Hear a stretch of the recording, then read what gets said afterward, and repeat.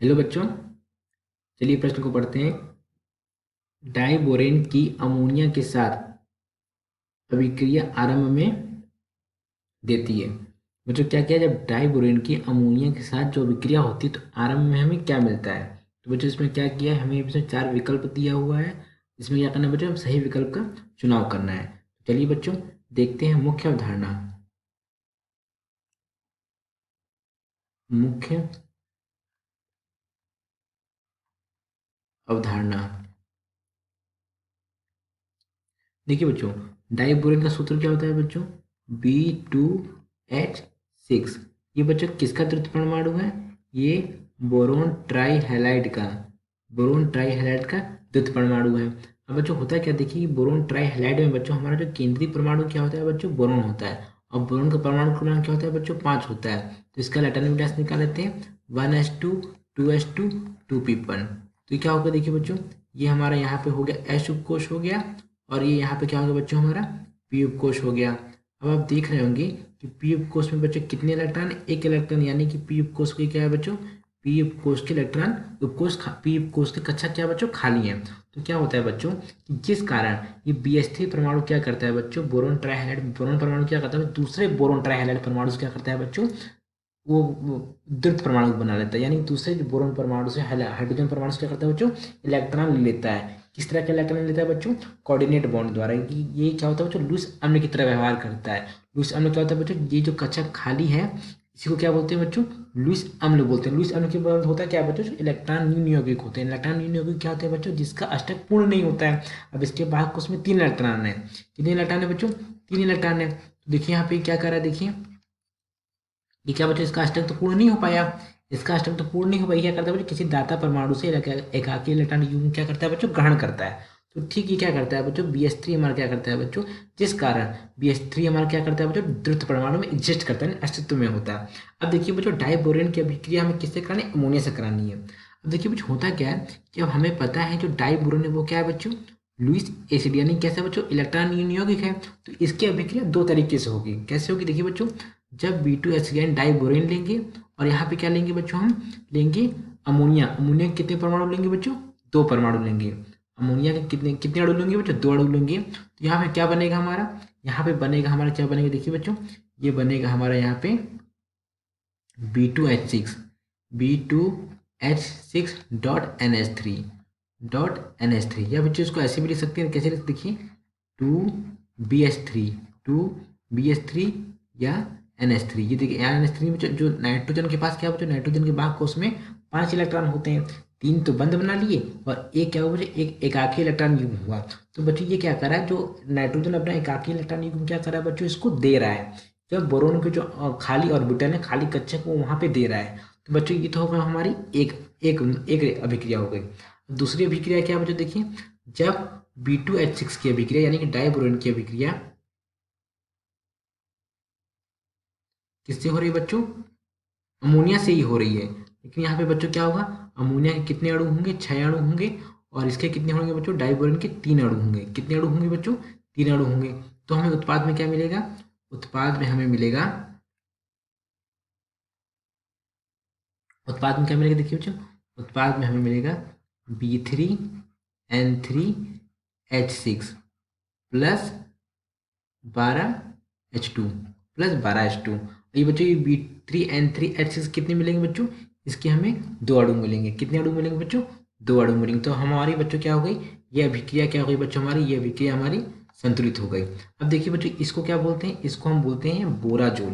क्या बोलते हैं बच्चों, इसको हम बोलते हैं बोराजोल, बोराजोल।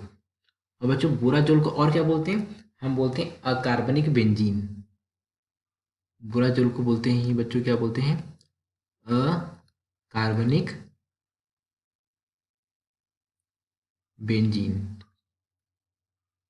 बच्चों अकार्बनिक बेंजीन क्यों बोलते हैं बच्चों, क्योंकि ये समसंरचनात्मक होते हैं किसके, बेंजीन के। अब देखिए बच्चों होता है क्या, देखिए यहाँ पे इसकी संरचना समझ लेते हैं। देखिए बच्चों ये हमारा क्या है, देखिए ये हमारा क्या है बच्चों, नाइट्रोजन। देखिए बच्चों ये हमारा क्या है, नाइट्रोजन।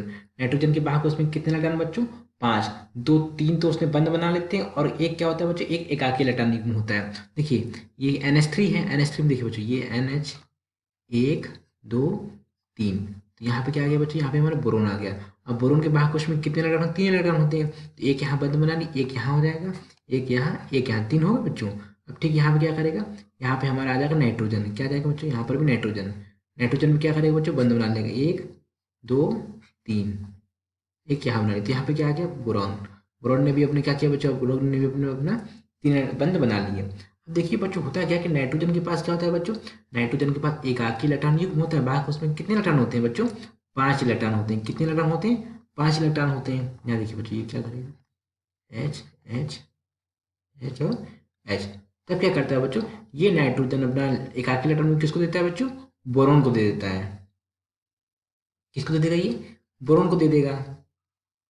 जिस कारण क्या होता है बच्चों, इसकी संरचना किसके समतुल्य हो जाती है।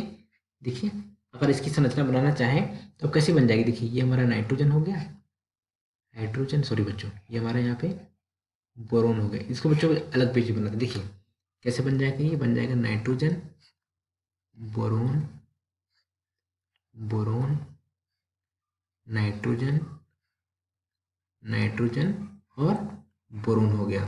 अब देखिए बच्चों, यहाँ पे क्या किया था, इसने अपना नाइट्रोजन ने क्या किया था बच्चों, अपना एकाकी इलेक्ट्रॉन किसको दे दिया था बच्चों, इसको दे दिया था। ये नाइट्रोजन ने भी इसको दे दिया था और ये नाइट्रोजन ने भी इसको दे दिया था।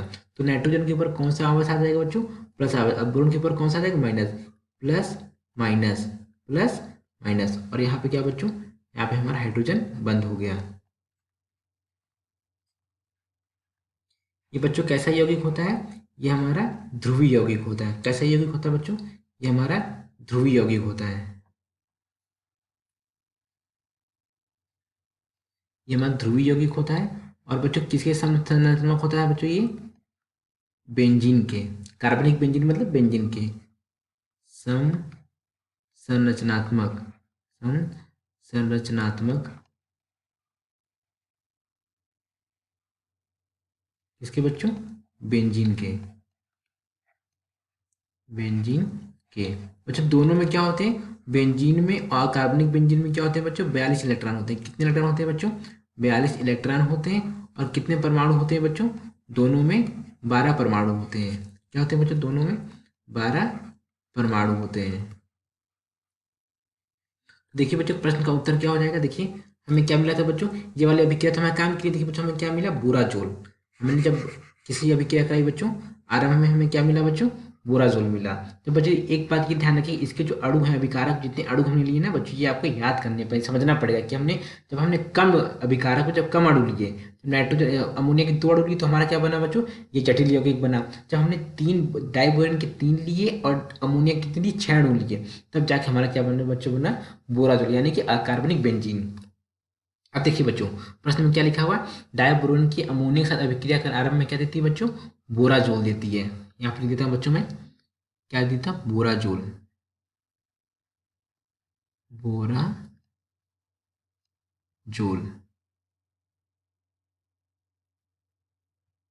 अर्थात दिए गए प्रश्न का सही विकल्प क्या हो गया बच्चों, विकल्प बी, विकल्प बी।